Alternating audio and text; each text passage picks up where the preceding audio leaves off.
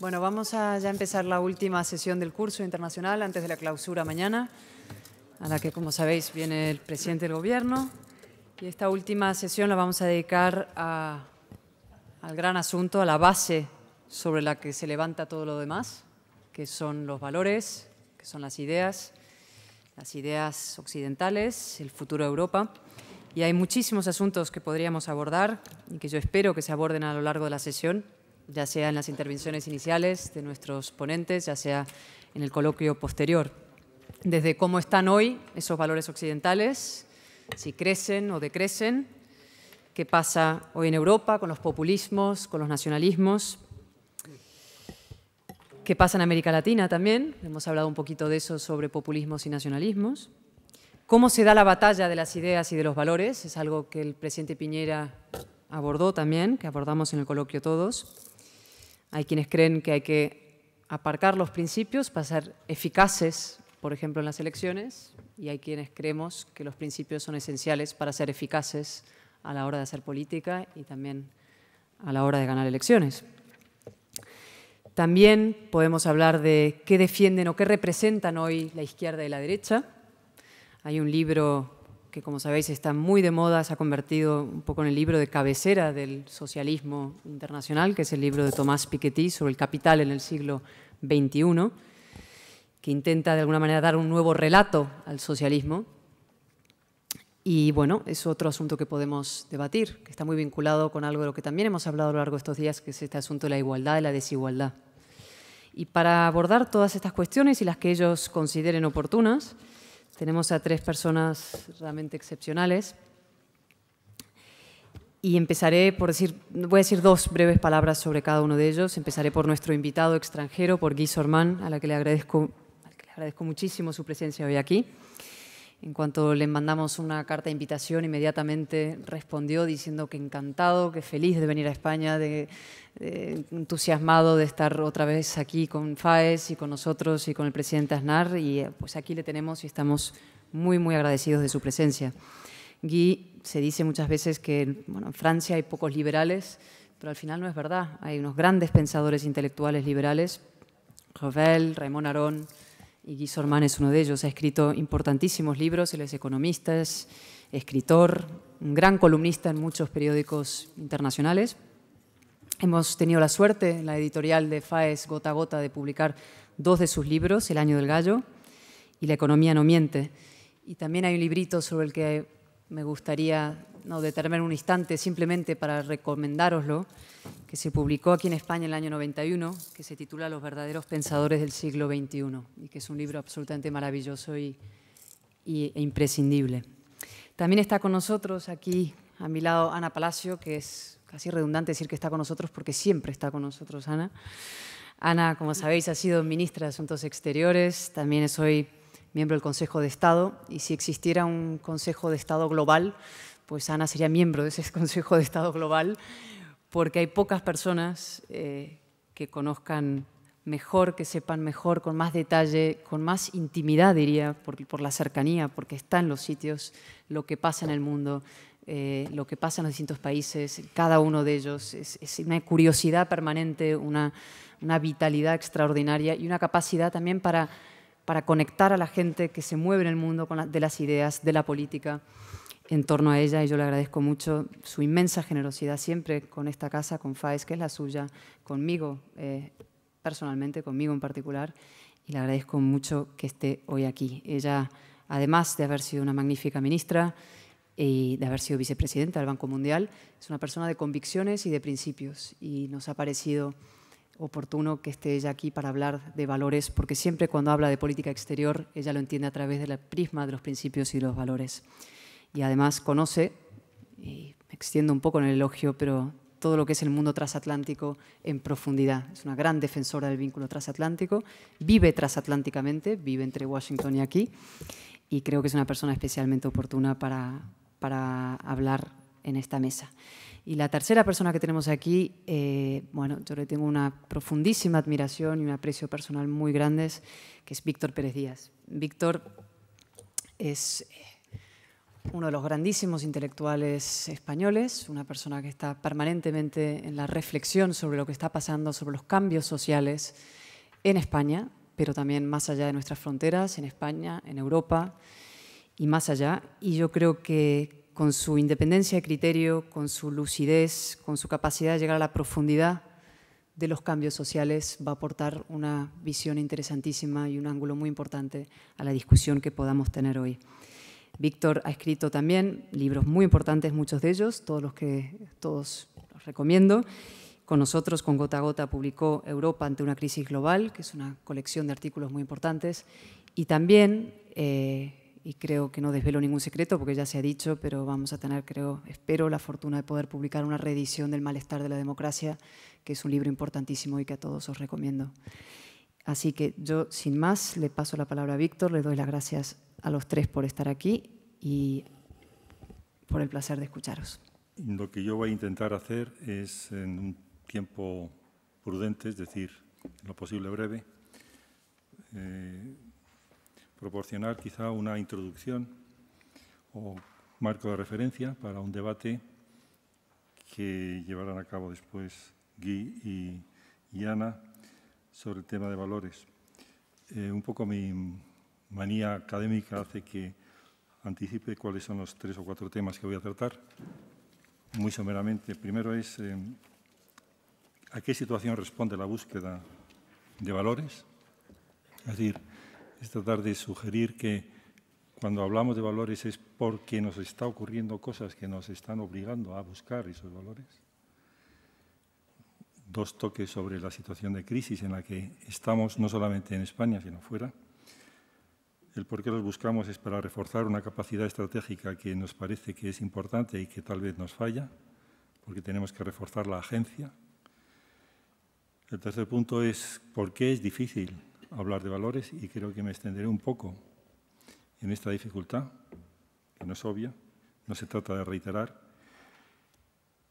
Y terminaré por razones para la esperanza, por así decirlo, para que las sensaciones de dificultad no nos abrumen, sino que por el contrario lo veamos como una oportunidad, como un reto que puede ser entendido como una oportunidad para manejar un mundo complicado. El punto de partida, o la situación de partida, a la que tratamos de responder con esta propuesta por unos valores atlánticos, se dice, que es también una expresión problemática. Pues muy simplemente porque los tenemos entre todos nosotros, sabemos cuáles son, pero podemos, dijéramos, pensarlos un poco más. Sabemos que tenemos la famosa crisis económica, pero esa crisis económica no solamente es una crisis fáctica de cosas que ocurren, sino es una crisis también de sentimientos y de cognición, es decir, de cómo entendemos la crisis y de qué tipo de sentimientos nos está sugiriendo. Y entonces nos damos cuenta de que la mundialización está generando esta segunda o tercera mundialización, porque las primeras pudieron venir del comienzo de la modernidad y las más próximas del finales del 18 o del 19, que esta en la que estamos nos está proporcionando una situación de desconcierto, nos está creando una situación de desconcierto, en la cual hay una sensación de desconcierto respecto a cómo entendemos lo que ocurre. Estamos detectando el fallo de las élites económicas a la hora de manejarlo. Estamos como detectando, comillas, los fallos de mercados. Estamos como detectando los fallos de los gobiernos a cargo de las autoridades. Cuando estamos detectando fallos en general, fallos de unos medios de comunicación que desconciertan y confunden, fallos que tienen que ver con cómo son las cosas, cómo las manejamos, hacia dónde van, en qué dirección van. No solamente un reparto de las desigualdades por el mundo, sino un desarrollo de desigualdades interiores que están provocando también una sensación de hasta qué punto es fair, es equitativo, es justo, es equilibrado lo que está apareciendo ante nuestros ojos. Y todos estos sentimientos están provocando profundamente a muchísimos niveles la sensación de que no basta con la reiteración de unos principios o valores de economía de mercado, sino que se requiere unas rectificaciones profundas del llamado famoso capitalismo. Que sea cual sea la palabra que queramos utilizar, algo así como una búsqueda de criterios para entender lo que ocurre, sabiendo que no lo entendemos, sabiendo que la comunidad de expertos internacionales no previno la crisis, sabiendo que la comunidad de expertos locales tampoco, ni vio las señales de alerta desde hace mucho tiempo, sabiendo que los servicios de estudios de las grandes instituciones financieras tampoco. Por lo tanto, sabiendo esa especie de limitación cognitiva profunda, junto con una propensión a ir cada uno a lo suyo, o cada uno por su lado, y después buscar los scapegoats, los chivos expiatorios correspondientes, lo que generan es irritabilidad, desconcierto, confusión. Por lo tanto, es a partir de una situación de este tipo, que implica una crisis económica e implica una crisis de gobernanza. Si nos colocamos en España, tenemos crisis de gobernanza, nos pongamos como nos pongamos. Y el caso de Cataluña nos lo va a mostrar y nos lo está mostrando patentemente, que con disimuleos no se resuelven los problemas, sino que se aplazan. Pero los casos europeos en general lo que nos muestran es también el que no acaba de haber un demos europeo. Porque lo que hay es diferentes estrategias de diferentes países llevadas como pueden y con mucha frecuencia en muchos países en una tónica de cierta mediocridad, con una desafección profunda de los electorados respecto a sus élites políticas, a los cuales critican, a los cuales no estiman y frente a los cuales se expresan con una irritación que a veces es creciente, como se ha mostrado en cierto modo, vía abstención, vía votación en las elecciones europeas, pero que se experimenta con mucha frecuencia. No en todos, pero en bastantes de ellos. Y sí respecto al conjunto, porque el conjunto no está trabado. De manera que no hay una trabazón. Y pensar que hay un coprotagonismo atlántico, a los dos lados del Atlántico, no tiene sentido plantearlo que exista, sino solamente que se desea. Y que de alguna forma hay modus vivendi interesantes que duran lo que pueden durar, pero que duran lo que pueden durar con respecto a una situación geoestratégica en el Próximo Oriente confusa y que produce la sensación de estamos tocando las consecuencias de imprudencias acumuladas y en otras muchas partes del mundo.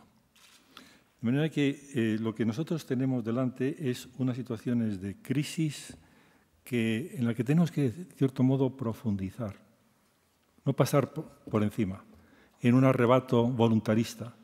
Vamos a poner orden aquí. Bueno, vamos a poner orden, primero, vamos a tener la experiencia, la sensación y profundizar en este sentimiento de dificultad. Porque ese sentimiento de dificultad, como digo, no solamente respecto a la crisis de gobernanza y a crisis económica, sino que tiene un toque de profundo desorden cognitivo, moral, emocional, que podemos expresar de muchas formas. En forma de irritabilidad, en forma de confusión, en forma de desconfianza, respecto a otros, en forma de desconfianza respecto a nosotros mismos. Porque en último término, las sociedades que eligen a esos políticos respecto a los cuales desconfían, si en un momento determinado, en lugar de tener un cristal a través del cual ven los políticos, se pusieran un espejo, se verían a sí mismas. Y si se vieran a sí mismas, se tendrían que decir, nosotros somos los responsables de haber elegido a los políticos que hemos elegido. Y por lo tanto somos corresponsables del destino que estamos viviendo. Ese es mi primer punto. Por tanto, es una situación, un Stimmung, como dirían los alemanes, un mode, un talante, un modo problemático e inquietado. El HOME 1914-2014 puede darle un toque de exagerado dramatismo al asunto, pero por otra parte tiene su aquel. Porque es decir, bueno, en situaciones en las que nadie espera, pero no se sabe qué se espera. ¿Okay? No se sabe muy bien qué se espera. De manera que sin melodramatizar la situación, pero sí dramaticémosla un poco más. El segundo punto es, ¿a dónde nos lleva esto? Pues nos lleva a buscar valores. ¿Por qué? Porque cuando decimos busquemos reiteremos, abracémonos a valores, lo que estamos haciendo es tratar de encontrar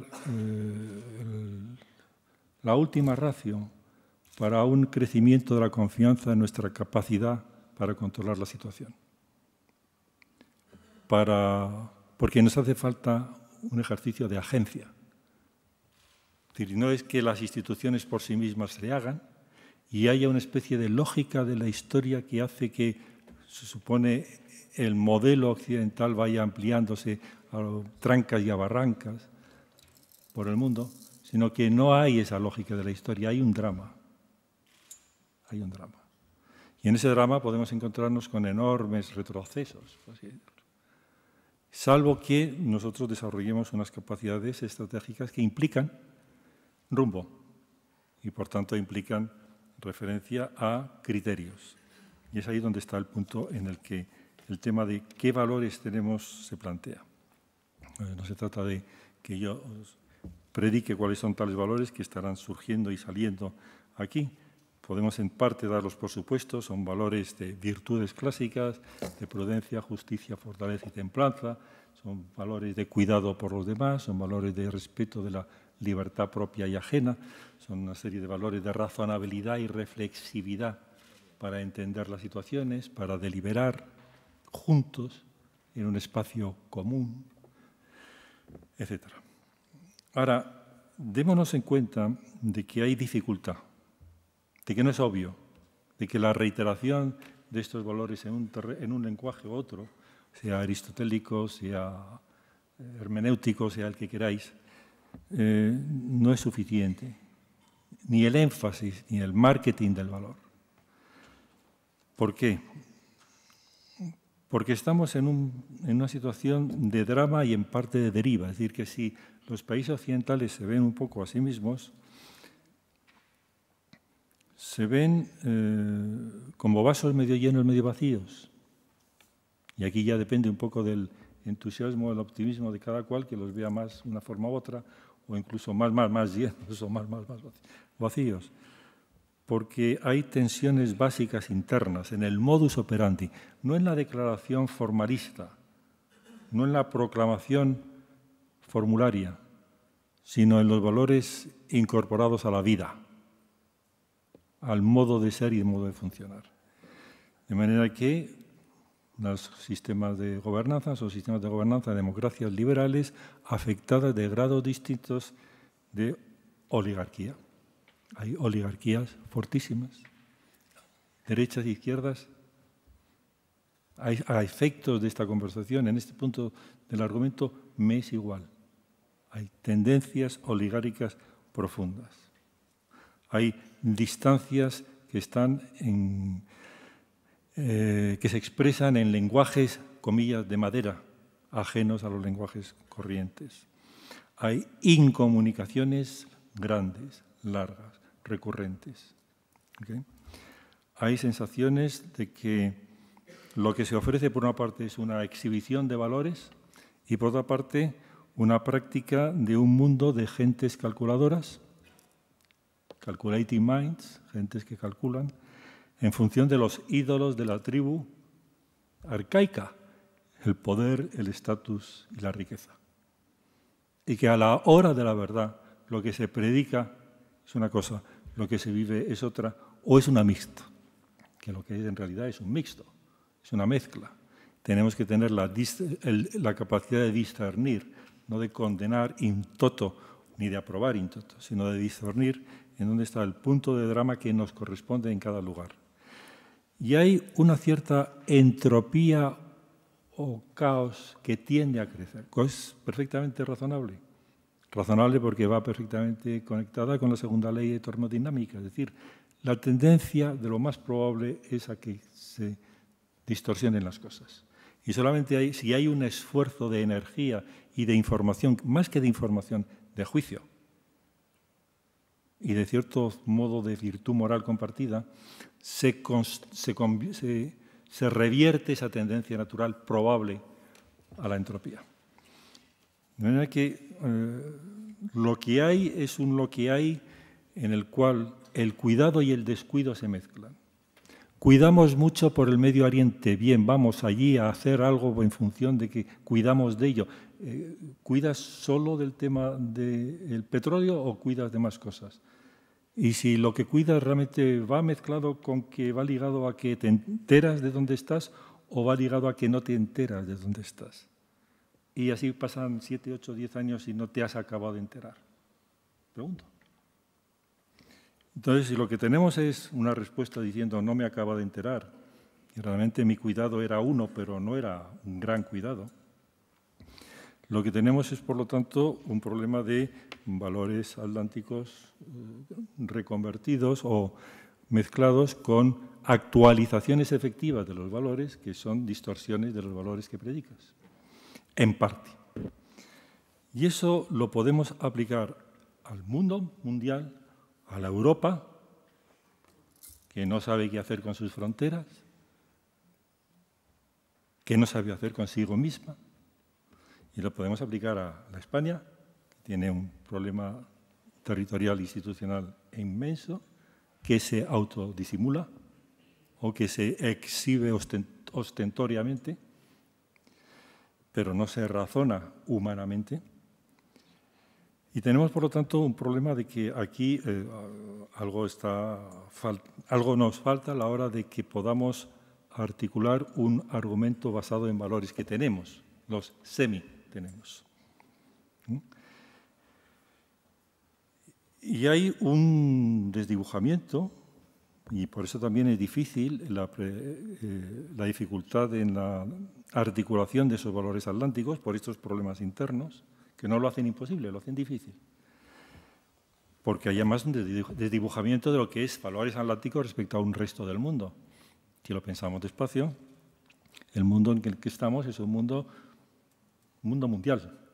Y por lo tanto, cuál sea la narrativa que adoptemos de esta misión de países atlánticos en un mundo, tiene que ser una narrativa autocrítica, reflexiva, por lo menos, abierta a un proceso de aprendizaje mutuo a valores no atlánticos.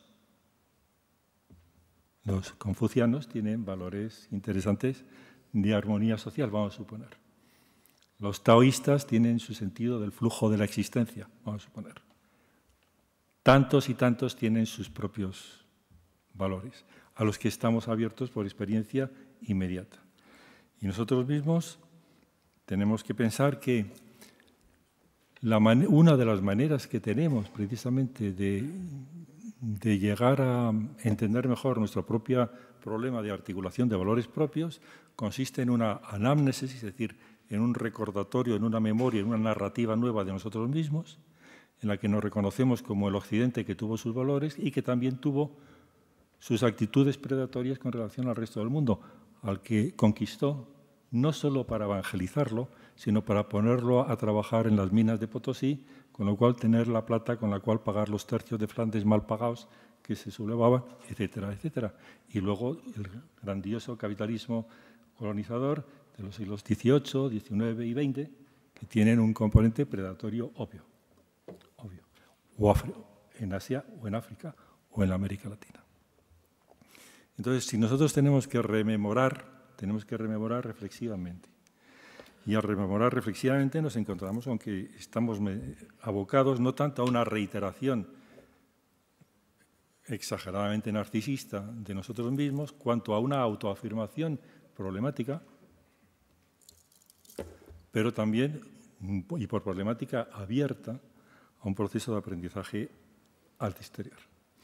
Por lo tanto, no es tanto una reiteración estricta de valores atlánticos, cuanto a una afirmación con discernimiento de la medida en la que esos valores jugamos con ellos limpio o semilimpio y los aplicamos con discernimiento a los momentos actuales a partir de esa situación de dificultad.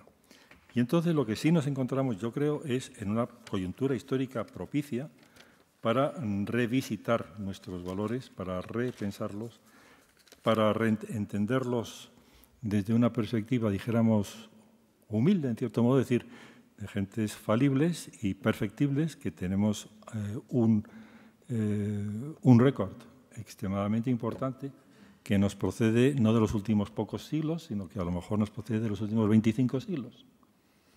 En la narrativa histórica en la que podemos operar, actuante, en lugar de que la actuante sea las últimas elecciones a la perspectiva de las próximas elecciones, pues puede ser Aristóteles, Sócrates, Platón, los judíos, Jeremías, Isaías, Jesús de Nazaret, en fin, el mundo de lo que podríamos llamar las tradiciones humanistas, politeístas, cristianas de un occidente complejo que entra en el mundo en el tiempo axial en el que han entrado otras civilizaciones, que es el tiempo neoaxial con el que nos encontramos hoy día, en el cual esto nos permite, yo creo, al mismo tiempo afirmarnos reflexivamente y abrirnos, con un sentimiento al mismo tiempo teórico y retórico, por lo tanto tiene un componente, dijéramos, especulativo, pero también de historicista, es decir, aplicado a la actualidad de la experiencia histórica que nosotros tenemos,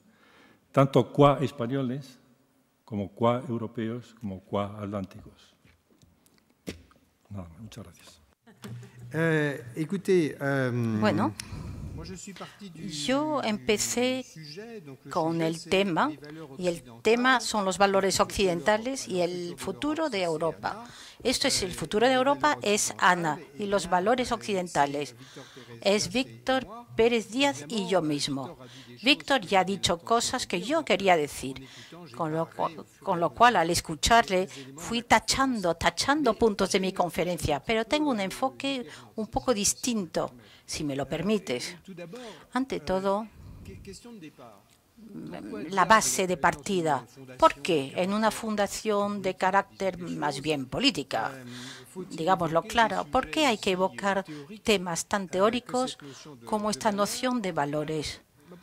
Mi posición es muy sencilla aquí. Pienso que la acción política o la acción económica solo tiene un sentido si se arraiga en bases filosóficas claras.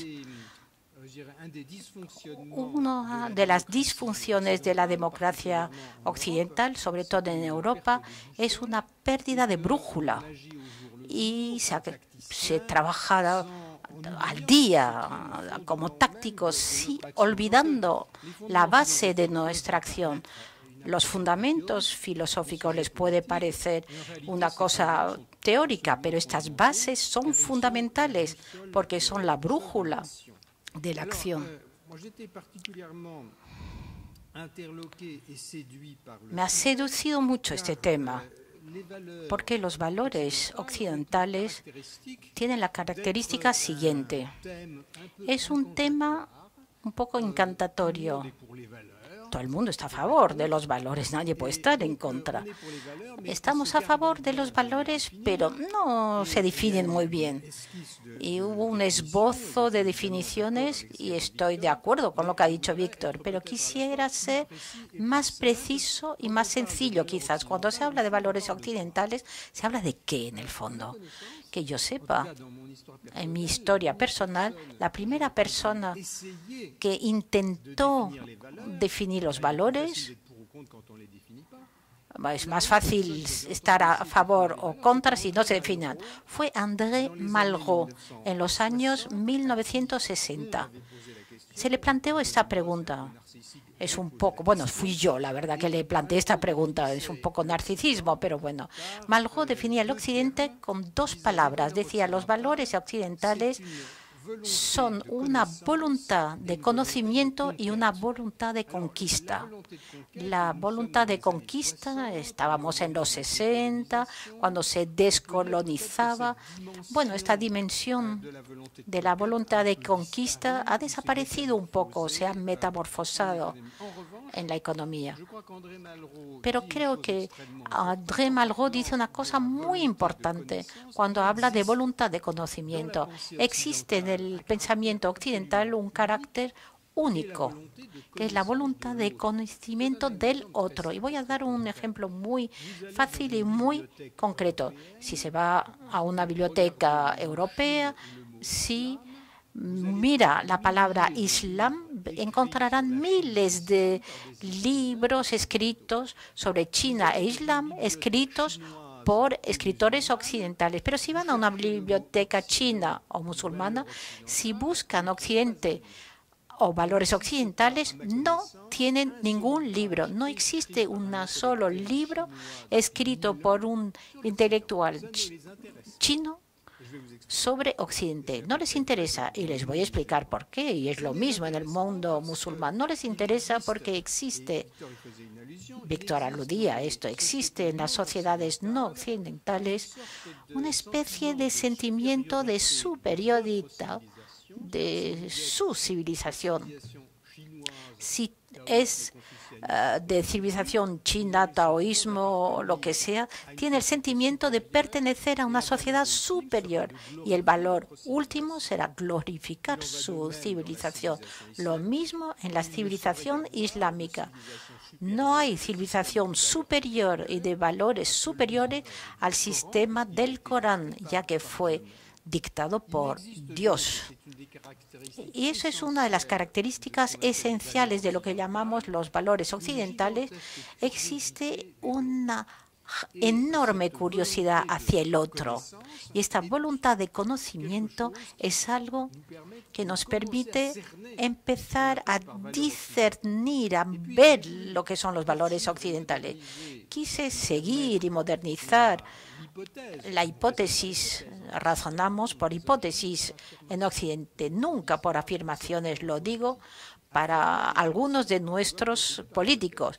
Afirmar no es occidental, hay que dar hipótesis. ¿De dónde nos viene esta curiosidad de Occidente? Y hay otro carácter de Occidente, que es una capacidad que no encontramos en otras partes. Es decir, hablar siempre mal de nosotros mismos. Y nos vemos siempre en estado de crisis. Los demás no se ven en estado de crisis.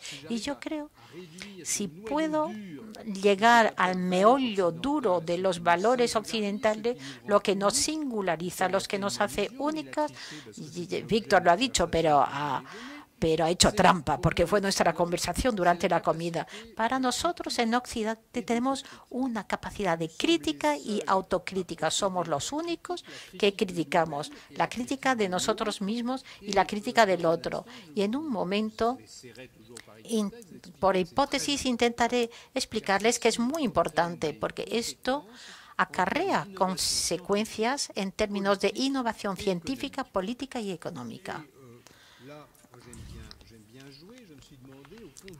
Y yo, que me gusta jugar, pensé, ¿de dónde viene esta capacidad singular y única de crítica y autocrítica? Hay dos textos que les voy a citar que me parecen los dos pilares de Occidente. A lo mejor parece pretencioso, pero hay dos obras que siempre me han asombrado y que me guían en la vida. Es el libro de Job y el Antígona de Sófocles. Y ahí vemos la política interna española. Es muy importante. ¿Por qué el libro de Job? Por los que no se acuerdan muy bien, Job tiene muchas desgracias. Dios le arruina, pero Job es un hombre ejemplar. Y Job hace un acto fundador del pensamiento occidental que no existe en ninguno otro, critica a Dios y le dice a Dios, ¿por qué me castigas si yo no he hecho nada? Y ahí Dios se siente molesto y dice, tiene que contestar. Y en algún momento Dios cede a los argumentos de Job y le devuelve toda su fortuna. Y Job insiste, ¿por qué me has hecho esto? ¿Por qué? Y Dios ya no tenía argumentos y dice, bueno, pues lo he hecho porque Dios es Dios y no tengo por qué justificarme, pero la historia no se termina aquí. Y Job dice, bueno, pues me someto. Y entonces tiene la última palabra. Y después de Job, Dios nunca más ha hablado. Pertenecemos a un universo teológico en donde la crítica permite cuestionar al Ser Supremo. Y yo no soy cristiano, pero ser un buen judío, un buen cristiano, es ser capaz de cuestionar a Dios. Y esto no existe en ninguna otra religión. Nuestro sentido crítico es la definición misma de la cultura occidental. Y hay otro texto que me parece fundador, el Antígona de Sófocles. Todos lo han leído cuando eran jóvenes, ¿verdad? Saben que Antígona se va a oponer en el nombre de leyes superiores, que son leyes divinas, se va a oponer a la encarnación del poder según los funerales tradicionales. Que yo sepa, no existe en otras filosofías o en la literatura, no hay otro personaje como Antígona, que para mí es la primera defensora de los derechos humanos. Tenemos la capacidad insoportable de hacer polémica con todo Dios, con Dios, los soberanos, y somos occidentales porque tenemos esta calidad de polémica, tenemos sentido del humor, o esto espero por lo menos, que nos invita a la autocrítica.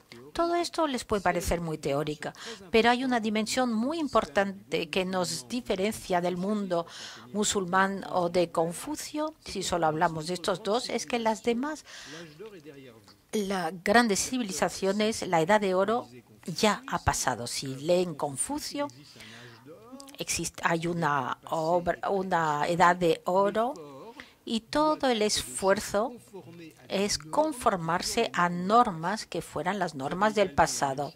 Lo mismo en el mundo islámico. Existió un periodo perfecto, el tiempo del profeta, y todo el esfuerzo es volver a la época del profeta. Nosotros es justo al revés. Consideramos que la Edad de Oro está frente a nosotros. Y me paro ahora en mi filosofía ultra rápida. No olviden la historia de Job y de Antígona. No voy a decir que pienso en ello cada mañana, pero esto nos permite no aceptar nada y tenemos que cuestionar cualquier forma de autoridad. Pero hay peligro. Si se critica a todo el mundo y a todo, se entra en un desorden político total. La síntesis, y esto es operativo. Y por eso entro en la parte consecuencia práctica de los valores occidentales. En el siglo XVIII, la síntesis entre la tentación crítica y el riesgo de desorden, esta síntesis se encontró por lo que llamamos el Estado de Derecho y la democracia. Es lo que permite combinar la estabilidad necesaria del orden social y el derecho a la crítica, el derecho a la oposición. Lo que implica, por supuesto, que cuando está en el poder tiene que respetar muchísimo a la oposición, ya que el hecho de tener el poder no quiere decir que tiene razón. El otro a lo mejor tiene razón. Lo que llamamos la tolerancia, y Víctor aludió a esto cuando habló, la tolerancia, el respeto del otro y el derecho a la oposición. A lo mejor el otro tiene razón. Todo esto forma parte íntegra de los valores occidentales y no lo olvidemos, porque demasiado a menudo en política tendemos a no considerar lo que piensa el otro. Con la democracia evitamos la anarquía y el despotismo, que es otra tentación a la que Víctor aludió, y la idea que el despotismo y el autoritarismo es un medio más rápido y más eficaz. La razón es no. Y voy a explicar por qué. Por la segunda consecuencia concreta de las virtudes de críticas y autocrítica. Somos capaces, es una necesidad para ser fieles a nosotros mismos, de criticar y hacer autocrítica. Esto es la base de la innovación.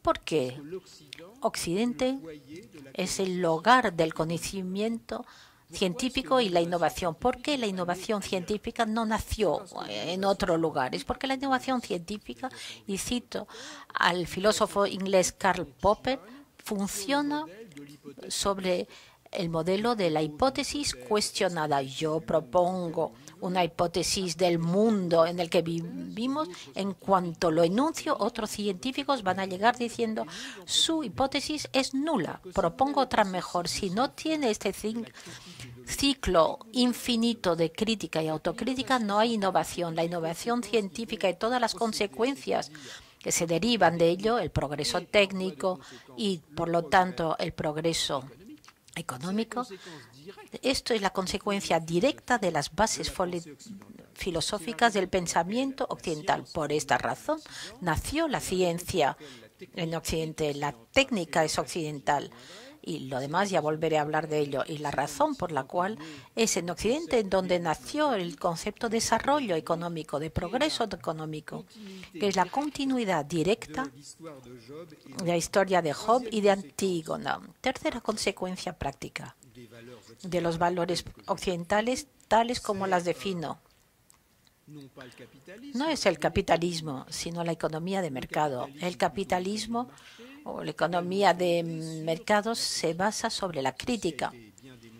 Esto lo ha demostrado perfectamente Joseph Schumpeter en un libro de 1940, en donde explica que el progreso económico se basa sobre la destrucción creadora.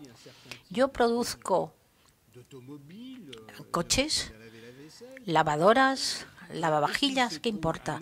Y luego hay otro empresario que tiene un espíritu crítico porque tiene valores occidentales, va a destruir la empresa del que no ha sabido adaptarse, sustituyéndola por otra empresa. Toda la aventura occidental se basa sobre el espíritu crítico canalizado por la democracia y la innovación científica y la destrucción creadora, que son los motores del desarrollo económico. Y paso ahora a una tercera parte. Es muy cartesiano lo que hago, está muy organizado, ¿verdad?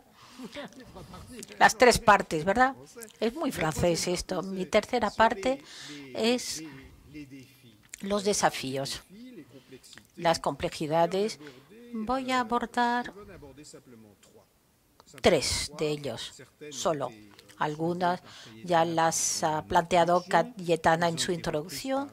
Luego Víctor también a hablar de ellos. Hay muchos más, pero solo hablaré de 3. Primer desafío. ¿Existen sistemas de valores distintos de los sistemas occidentales? Pues sí, claro. ¿Esos otros sistemas de valores pueden desestabilizar o sustituir los sistemas occidentales? Mi respuesta es no. Mi respuesta es no. Y voy a explicar o dar 2 pruebas hipotéticas. Primera, la ausencia de espíritu crítico en el mundo asiático, en China, para simplificar, hace que China no innova nada. Es imposible, después de 40 años de crecimiento económico ininterrumpido en China, el citar una innovación científica y técnica que haya nacido en China. Todos los progresos económicos de China se basan en una réplica del modelo económico occidental y del empréstito al sistema económico occidental. Con lo cual, el liderazgo en innovación no se siente amenazado. Un ejemplo, si quiere conocer el futuro de la economía mundial, está inscrito en un cuadro que puede consultar el número de patentes presentados por países cada año. Una patente es la innovación. La mitad de las patentes en el mundo siguen siendo presentados por Estados Unidos. La segunda parte, casi la mitad, las presenta la Unión Europea en sentido más amplio, dominado por Alemania. Pero bueno, la Unión Europea es un conjunto coherente. Y el tercer país es Japón, que desde 1945 ha entrado en muchas instituciones y valores occidentales. Y luego nada, Corea del Sur un poquito, pero un país como China o India no presentan patentes o solo patentes nacionales, lo que no tiene mucho valor. El futuro económico no está en manos de China, lo siento mucho. Yo quiero que todo el mundo prospere, chinos incluidos, pero hay que ver que el liderazgo en términos de innovación y de economía futura sigue estando arraigada en el mundo occidental. Otro testimonio interesante en cuanto a la situación de los valores asiáticos es que Liu Xiaobo, Premio Nobel de la Paz, que está en la cárcel, representa la filosofía de la Ilustración europea. Y él considera que no es un valor occidental, que es un valor universal. Y no nació en China, no salió en China debido a la represión política. Con lo cual, los valores occidentales ¿son occidentales o son universales? Si son occidentales, es gracias a la liberación política. Cualquier pueblo liberado adhiere a la democracia, a la economía de mercado y los valores occidentales. La única diferencia no es la diferencia de valores, la única diferencia es la opresión. Y Liu Xiaobo es menos chino porque adhiere a la filosofía de la Ilustración. Él es chino, pero adhiere a otros valores. Es un matiz muy importante. Los valores occidentales quizá son universales. Empezaron aquí, en nuestra casa, pero en otros sitios se las reprime. Y luego el desafío de las crisis. Ayer escuché a Víctor Pérez Díaz hablando de la subida de los populismos en Europa. Hizo una observación con la que estoy completamente de acuerdo. Las crisis son terapias de choque. Si sube el populismo, los responsables son los populistas.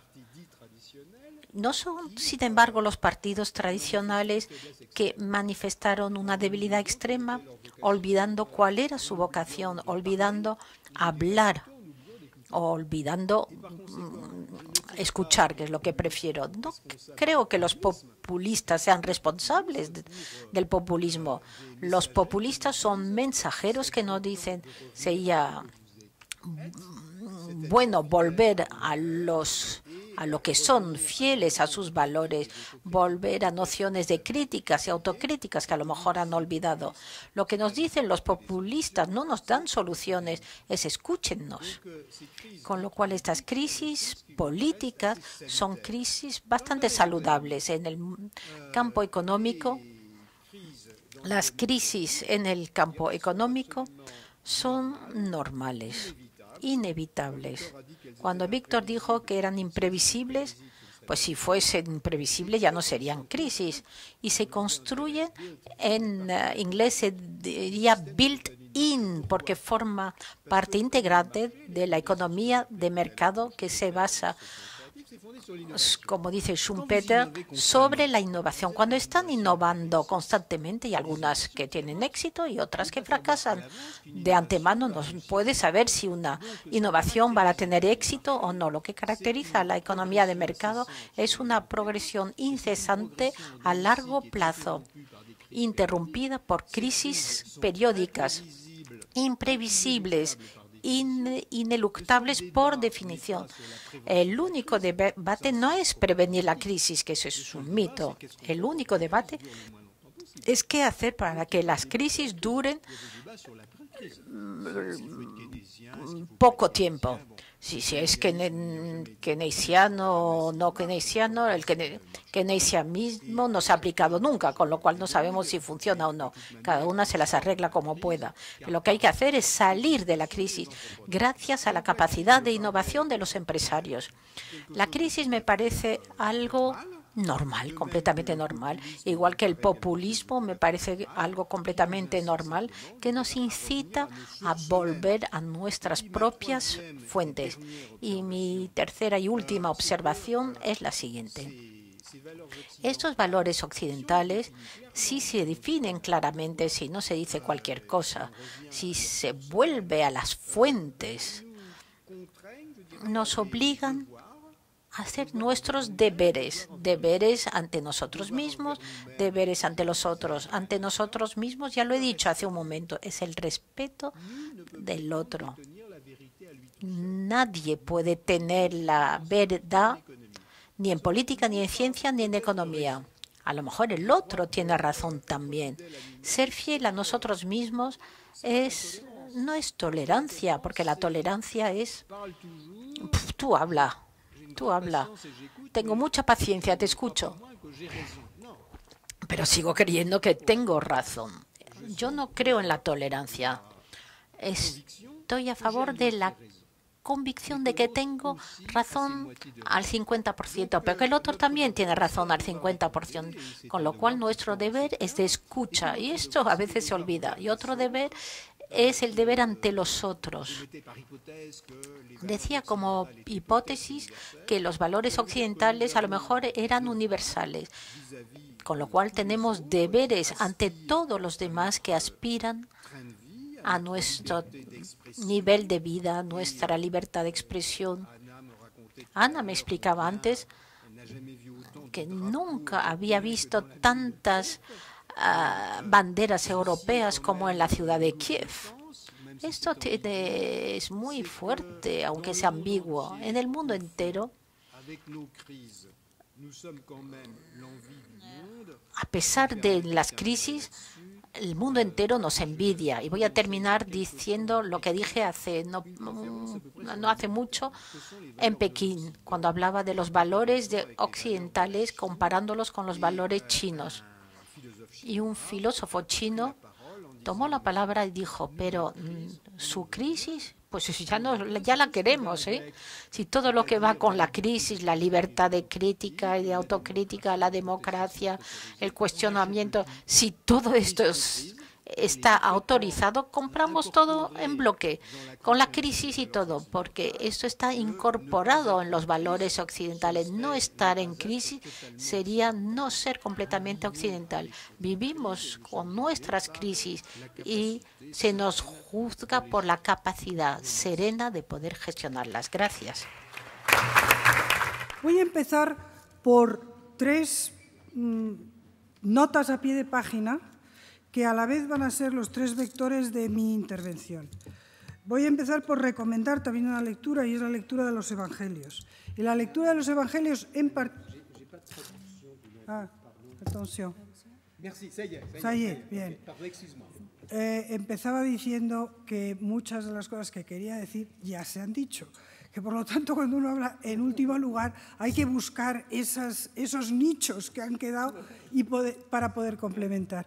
Y por lo tanto voy a empezar haciendo unas notas a pie de página que van a ser al tiempo los vectores de mi reflexión.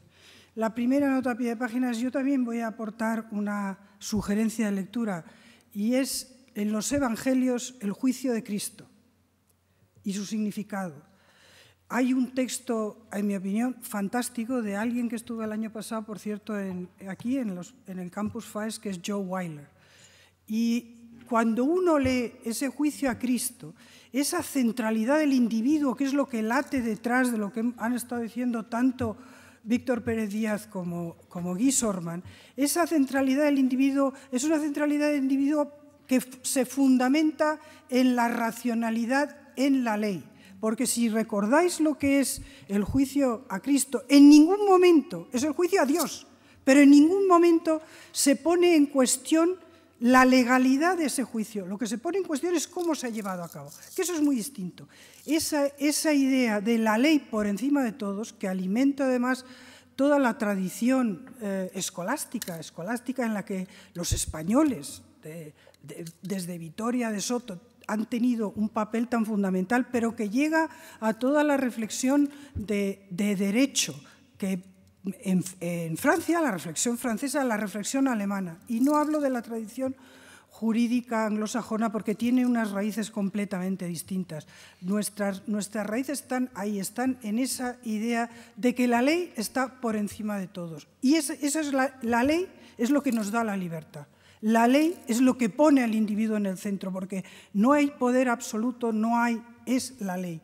Y evidentemente yo estoy de acuerdo con Víctor, todo esto es esta progresión, es una progresión en Occidente, pero como muy bien ha dicho Guy, en todo momento ha habido esa capacidad de autocrítica que se ha generado.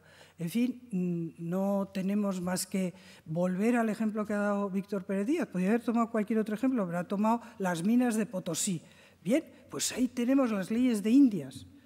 Es verdad que no se aplicaron, pero siempre ha habido. Es decir, Occidente se mueve toda su historia entre esas leyes, esas normas y luego su ejecución.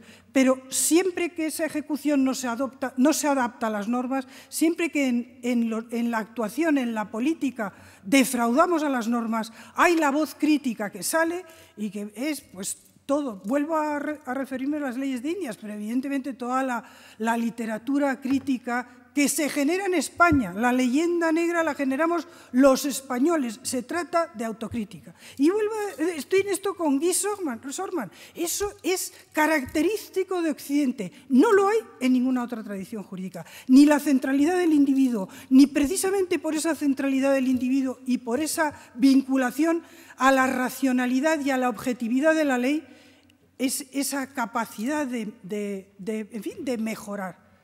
Mi segundo eje viene de ahí, es decir, que Occidente cree en un mundo mejor, siempre. O sea, es esa utopía kantiana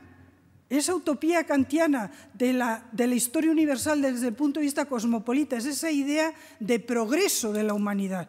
Eso fundamenta Occidente, eso es la Ilustración, eso es a lo que nosotros digamos que nos planteamos. Esos son mis notas a pie de página. Evidentemente, frente a esto, Guy ha decidido que yo tenía que hablar del futuro de Europa. En fin, si tenemos que hablar del futuro de Europa es dónde estamos. Pero yo, para hablar de dónde estamos, creo que lo que tenemos es que no olvidar, es decir, autocrítica, por supuesto autocrítica, pero uno no es capaz de dialogar si uno no tiene unas posiciones fundadas. Posiciones fundadas que, como dice el derecho, siempre sujetas a una mejor opinión, pero hay que creer en cosas para poder establecer un diálogo fructífero. Ese es uno de los dramas que tenemos. Pero yo me gustaría que entre todos hiciéramos una reflexión sobre estos valores transatlánticos que evidentemente están sintetizados y que perfectamente por las dos intervenciones de Víctor y de Guy, pero que si tenemos que resumirlos una vez más o que recordarlos una vez más, es la libertad individual, esa centralidad del individuo, la economía de mercado y los derechos humanos, que es el compendio de esa reflexión que dice el otro es más importante y el otro es más importante y el otro es mi responsabilidad, que son dos planteamientos de nuevo que son característicos de Occidente. Estamos ahí y yo mi reflexión es por qué estamos en este momento de duda, de autoflagelación, porque la autocrítica es una cosa, la autoflagelación es algo muy distinto. En la autocrítica uno tiene una base intelectual sólida y únicamente está dispuesto a recibir y a completarla o a hacerla evolucionar en el mejor de los sentidos. La autoflagelación es esa idea que compendia esa frase que es de Angela Merkel. Lo que es el futuro de Europa se resume en tres cifras: 7, 25, 50. Somos el 7% de la población bajando. Somos, sí, el 25% del PIB, pero bajando también. Y somos el 50% de los gastos sociales subiendo. Esto tiene muy mala solución. Bueno, pues esto se puede leer de otra manera, añadiendo esa capacidad de innovación. Somos el 25%. Estados Unidos es el 20%. Es verdad que relativamente iremos perdiendo. Estupendo, porque los otros quiere decir que esa prosperidad se ha repartido. Y es cierto que vamos a perder porcentaje de población. Pero es que hay muchos europeos como Liu Xiaobo, europeos de alma, personas que comparten esos valores. Y eso es lo que nosotros tenemos. Sobre los gastos sociales no voy a entrar porque evidentemente tenemos que enfrentarnos a esa situación, pero no quiere eso decir que estemos condenados a nada. Tenemos que enfrentarnos y abordarlo conservando lo que son nuestros valores y abordarlo con coraje. Pero volviendo a los otros dos, ¿qué hay en el mundo? ¿Qué caracteriza nuestra globalización? Pues que resulta que es que cada vez hay más Liu Xiaobo, cada vez hay más seres ilustrados que comparten nuestros valores. Y esos no los contamos cuando hablamos del 7%, pero están ahí y son cada vez más influyentes.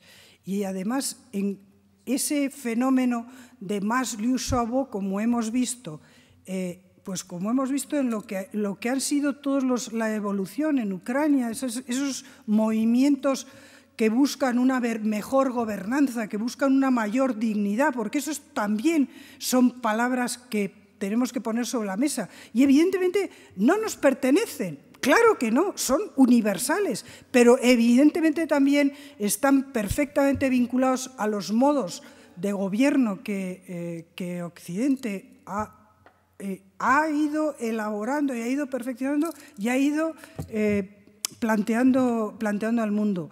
Los cabecillas, vamos a llamar, la gente más influyente de Euromaidán, porque nosotros, yo diría lamentablemente, hemos comprado la narrativa rusa sobre lo que está pasando en Ucrania. Los ucranianos nunca hablan de Maidán, hablan siempre de Euromaidán, siempre. Y nosotros hablamos de Maidán porque compramos esa idea de que eso es una guerra civil. Bueno, cuando uno va ahí las cosas son muchísimo más complicadas. Y lo que está claro es que en Euromaidán, para los cabecillas de Euromaidán, Europa es un compendio de eso, de dignidad y mejor gobernanza, de dignidad individual y de mejor gobernanza colectiva. Por eso está la bandera azul, que a mí verdaderamente al principio me chocó, una bandera tan grande como la bandera ucraniana al otro lado de la oficina del primer ministro, o sea, a los dos lados de la puerta, la ucraniana y la de la Unión Europea, de los ministerios, de todos los ministerios. Ese es el compendio y ese es el valor, con lo cual 7% y bajando, sí, pero hay muchas que comparten con nosotros. Y nunca los europeos hemos tenido ningún, o los occidentales, esa fuerza transatlántica. Entonces, ¿por qué tenemos esta sensación de derrota? Porque si echamos la moviola hacia atrás y pensamos en 1945, la situación era absolutamente catastrófica. Y sin embargo, ahí no se dudó. Nadie dudó, los gobernantes, tanto europeos como americanos, de 1945, los Truman, los Marshall, los Schuman, los Monnet, los Adenauer, los de Gasperi, en fin, Madariaga, en fin, la gente europea que estaba reflexionando, no dudaron en que había delante un mundo mejor, sobre las ruinas de una guerra tremenda, que había delante un mundo mejor, que había por delante un mundo en los que esos valores de libertad individual que se habían visto amenazados y sobre los que se había triunfado, pero a un coste individual y colectivo altísimo, había que defenderlos. Y realmente donde Occidente, donde esa comunidad euroatlántica cede, que es en los países de Centro Europa y del este de Europa, hemos visto lo que ha pasado y lo tenemos ahí bien claro. Es decir, en ese primer elemento. El segundo elemento de lo que somos 25%, caramba, es que está muy bien. Es que nos debería dar esa idea del 25%.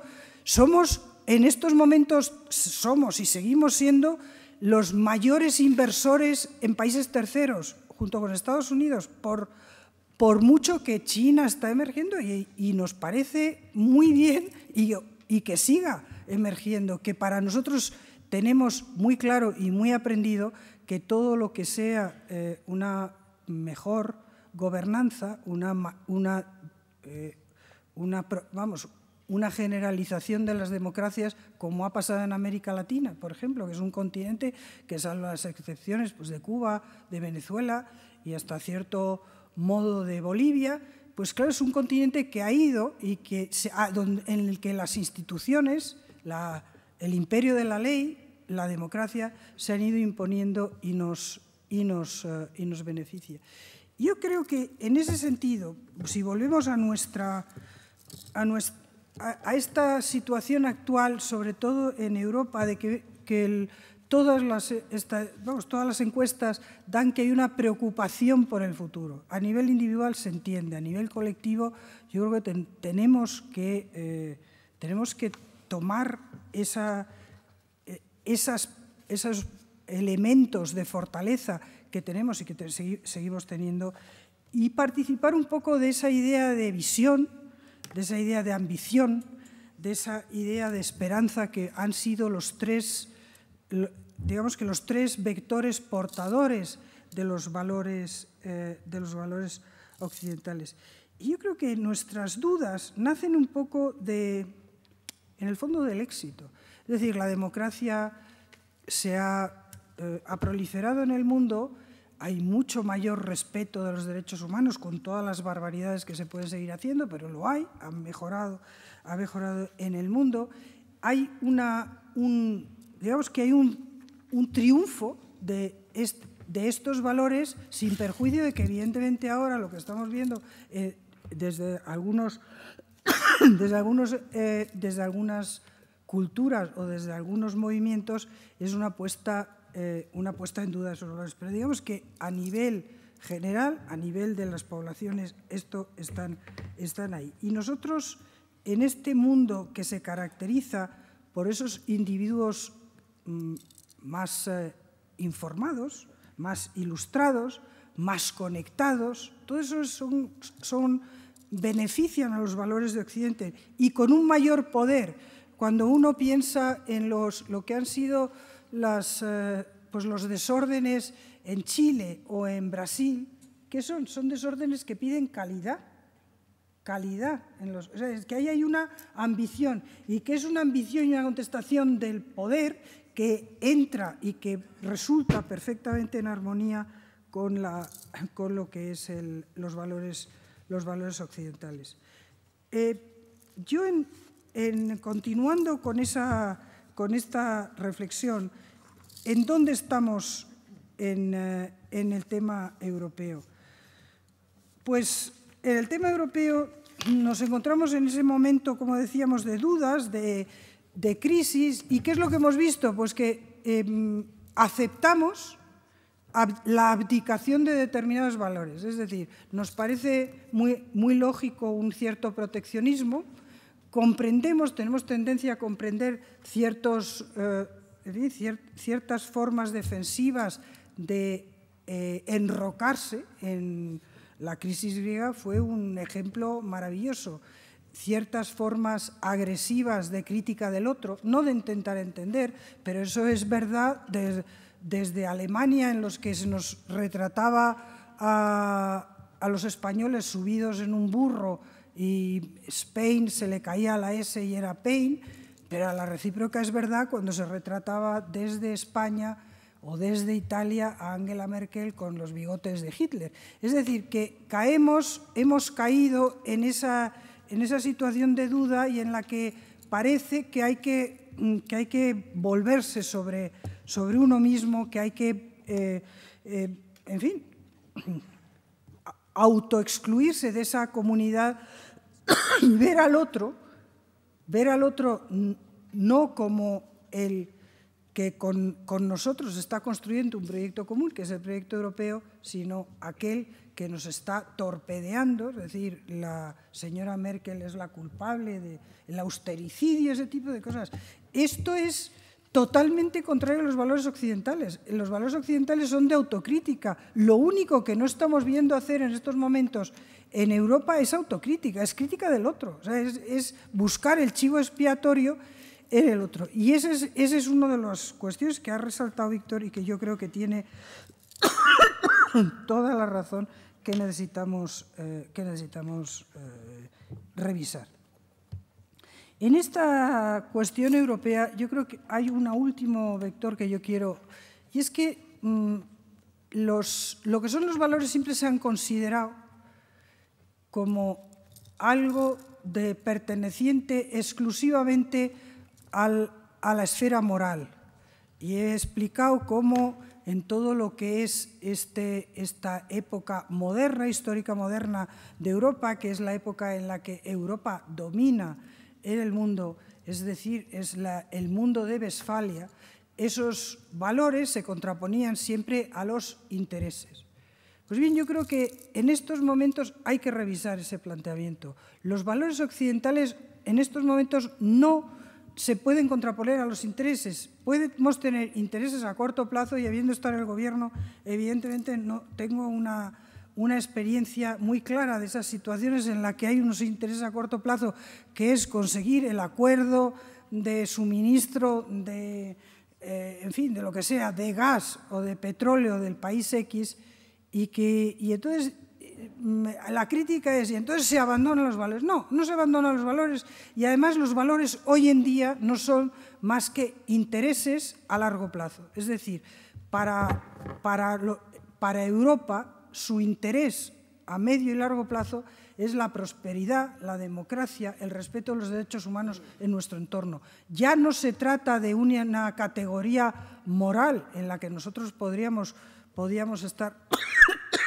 más o menos en contradicción interna, sino que se trata de un auténtico interés y un interés claro.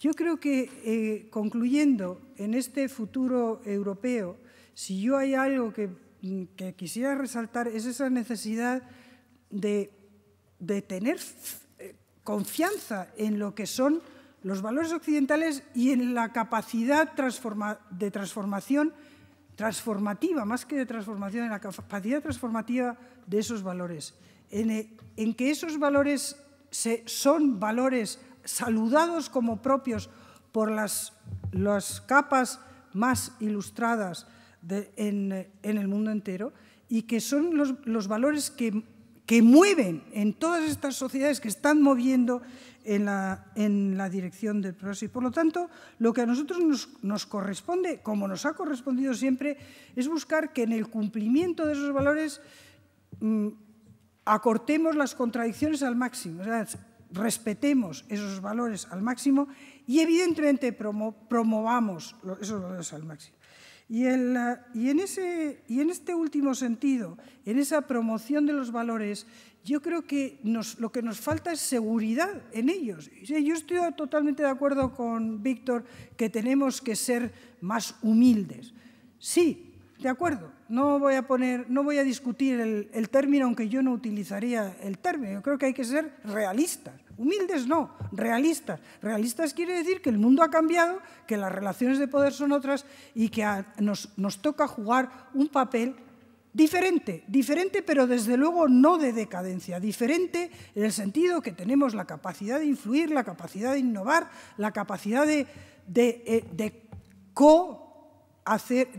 participar en la evolución de ese mundo globalizado. Y si algún problema tenemos en Europa es precisamente que yo no veo en las manifestaciones políticas, lamentablemente, propias y en el resto de la Unión Europea y más allá, que realmente tengamos esa fuerza, y termino por donde he empezado, esa fuerza que sí tuvieron los líderes del año 45, de no dejarse abrumar por una situación verdaderamente tremenda, sino de confiar en que tenían la fuerza y en la fuerza transformativa de esos valores para alcanzar un mundo mejor y un mundo más compartido, más próspero, todas las cosas que estamos viendo en estos momentos. Yo creo que estamos ahí, tenemos que seguir estando ahí, y que lo que nos hace falta es creer que podemos estar ahí y que podemos influir y que para nada el futuro es un futuro peor, sino que, como